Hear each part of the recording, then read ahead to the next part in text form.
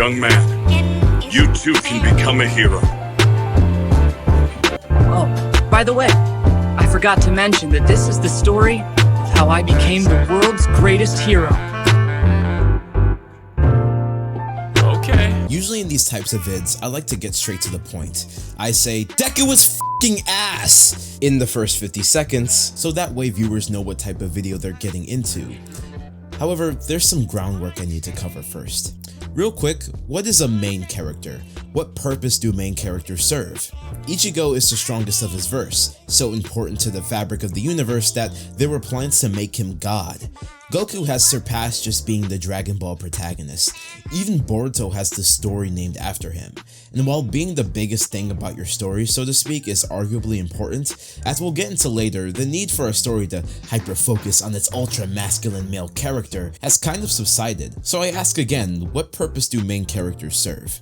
Honestly, especially in the postmodern era of storytelling, they can be whatever you want them to be.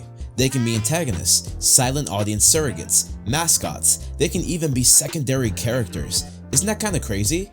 Nowadays, especially in manga, I realized that the main character, while being a vessel for whatever the story's main messages are arguably less important or even at times less interesting than other subplots going on in the story.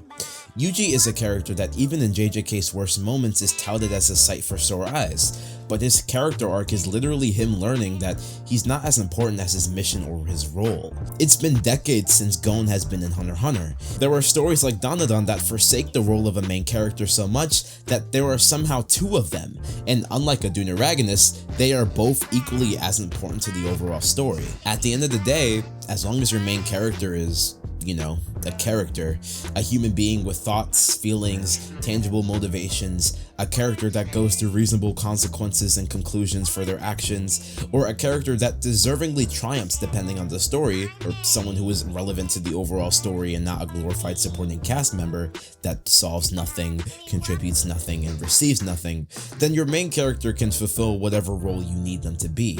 They're the main character for a reason. They should be important to your story, represent invisible things about your story not easily accessible through other means, but whatever that story might entail is up to you, especially when it comes to the present deconstruction of societal norms in the real world. There is a clear desire in media to break the barriers of masculinity. I think that's a good thing, allowing all genders to express themselves in their own ways while not having to conform to the standard of gender norms. But this can be a double-edged sword. Allowing men to be weak and heavily flawed is great for the culture and for normalizing perfectly normal weaknesses, but it veers heavily into allowing a sort of pathetic demeanor if you're not careful. Hashtag super spy, hashtag super shit. Super shit? Come on, Lois, you know that one specifically irritates This me. is on the record, Clark. I think all of this started with Tobey Maguire's Spider-Man.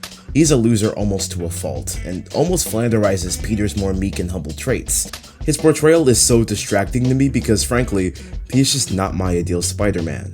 And now we live in an age where nice guy Peter reigns supreme, a character whose main conflict is now external, how can I manage in a social setting, instead of internal, why I shouldn't be able to be in a social setting. And I can't keep thinking about you. It's too painful. I've been reading poetry lately.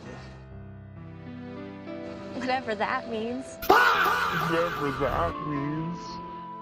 Since then, well, the amount of vulnerable main characters have skyrocketed, some good and bad. Robert Pattinson's Batman is explicitly meant to invoke the imagery of a man-child.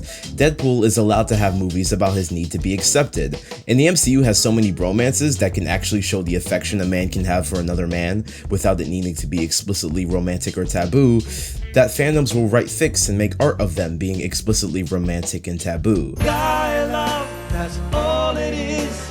Guy love, he's mine, I'm his. There's a sentiment online that certain superheroes should experience trauma on the regular in order for them to be who they are. As in, tough circumstances, harsh realities, and regular inconveniences should be a part of a certain character's mythos.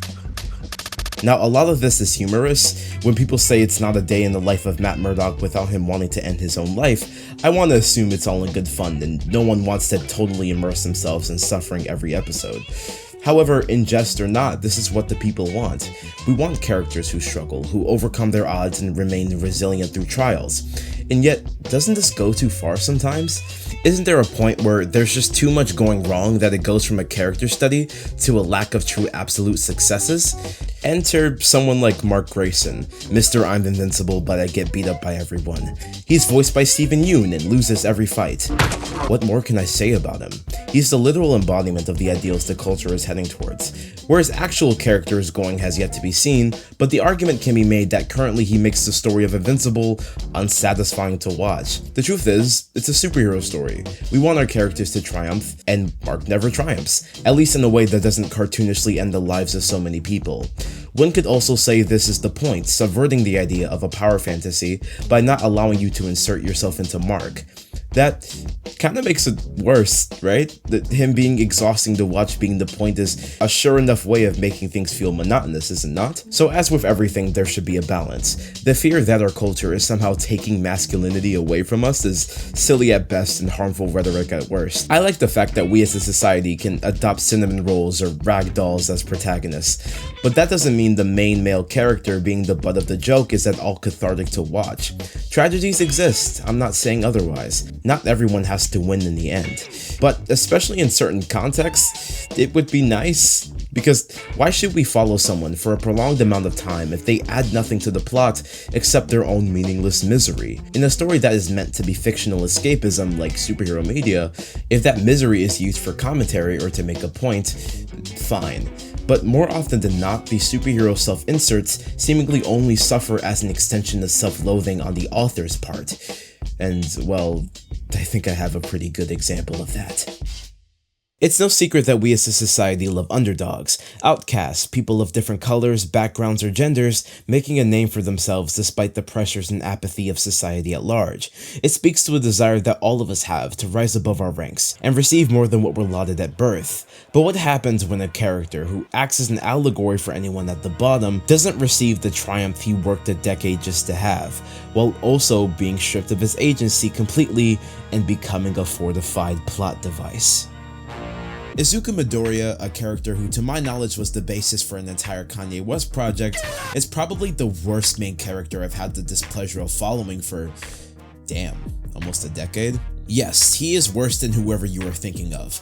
If my plans allow, this sentiment is something I want to expound on in a future project, but basically I'm really tired of the general audience, hell, the sentiment of even my fellow manga junkies that My Hero Academia is actually not that bad. Not that bad? The only reason people harbor so much contempt for MHA is because it's simply just our emotional attachment to the series, right? Fuck you if you've ever said that to me or even thought it, because even putting my admittedly incredibly strong bias aside, there's just so much about the series that doesn't work, especially in its main character. He has one of the most unsatisfying trajectories I've ever seen for a main character. Unsatisfying not only because this quirkless and marginalized character, who already has a childhood full of bullying and trauma, never triumphs, but unsatisfying because he turns into a character I no longer intimately know. We went from seeing his powers in Dream Blossom, him developing his skill set and becoming creative due to his weaknesses,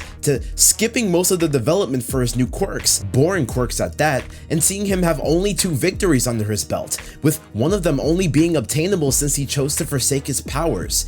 We went from seeing an actual believable shonen romance with our 2 leads sharing a lot of parallels and chemistry, to a romantically ambiguous ending with neither side making a move for almost a decade. Excuse me? You're pretty. What's your name? I don't have a name. Oh my god. His main goal is to save everyone with a smile. The one time he should've, he failed. He lost to the guy whose superpower is AIDS. We went from following a boy who was destined to be the top hero to that boy being beaten by none other than his rival successor Mirio. Deku should not have been the next One For All user, bro. Like, Mirio easily should have been the next candidate. I used to fight against that take relentlessly day by day, but I guess the story thinks it's true. He has not had a singular thought, feeling, nor opinion on any of his circumstances or anything going on in the manga since, hold on, let me run the numbers. 2021! Deku has had no real contribution or commentary for the overall story for almost as long as an entire presidential term. He has no thoughts or feelings about losing his powers, the very thing that helped him be special and achieve his dreams. It's a good thing then, because the story is merciless, punishing yet another victim of marginalization and taking away what they rightfully deserve, a chance at a good life, and I do mean a good life. The second Deku loses his powers, suddenly all of his friends are just miraculously busy, with his girl seemingly ignoring him to go on a few European business trips. The same friends that have made Deku their end-all be-all, so much so that the story diverges from actual good plot lines while ruining good ones to focus on some f***ing Mineta battle. Those same friends, for some reason, miss the roll call when it's time to console their powerless friend as he steeps lower and lower as his life as a wage cuck. So Deku is weak. Like, that's his defining attribute, right? He will never master 100% of One For All. He will never be the strongest for himself and anyone else. And why would he need to? His weakness inspires others to not be bystanders, but to contribute in any way they can. His hero name, meaning you can do it, applies not only as an irrelevant moniker of his self-worth, but a mission statement for a society that has been on the sidelines for far too long. And that's fine! Kaneki is a profound protagonist. Guts is the MZ of one of my favorite stories, and I love Subaru.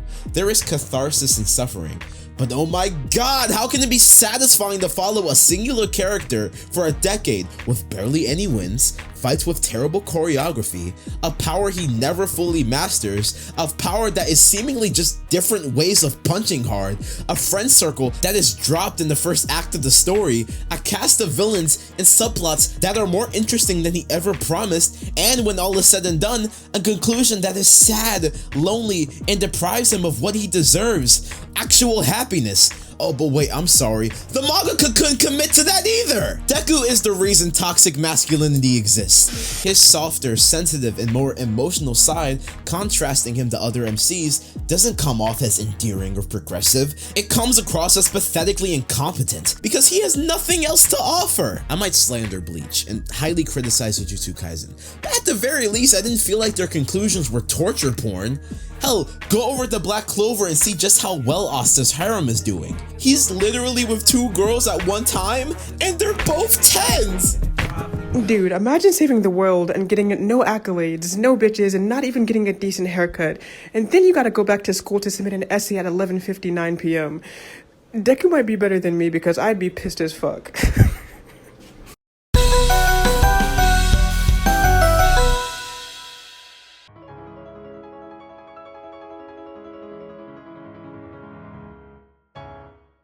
And that was Moonlight Sonata Movement 3, one of my all-time favorites. And now, let's make that random call with today's 10th question. It's a tough one. Who saved the great hero All Might during that famous war? Let's go to the phones and see who's out there. Hello? Hello. For $10,000, who saved... Kanchan! Excuse me? Kanchan? Oh, here's some milk! No! I'm afraid your time is almost up. Kanchan! I'm sorry. Maybe next time. Kanchan?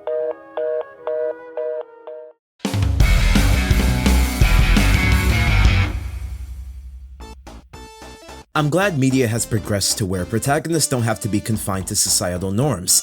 There's something comforting in that men can be vulnerable, weak, and show a wide variety of emotions instead of just being strong and stoic. But there should be a balance in certain cases, cause when the main character is just pathetic, it makes the story so much more unsatisfying and uncomfortable in a genre as hopeful as superhero media, especially if they're the author's self-insert.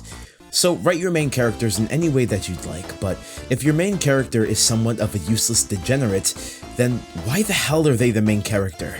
Because guess what? If Shinji can get good characterization and even a good ending, there's really no excuse for anyone else. What more can I say? You know what? I can't explain what it is my brain does, but however it works, man, you gotta love that. I told y'all before, this is most high wizardry. What more can I say? The game is 10% skill and 90% Hollywood. What more can I do? Give them that shit they've been missing. East, west, north, south. I told y'all.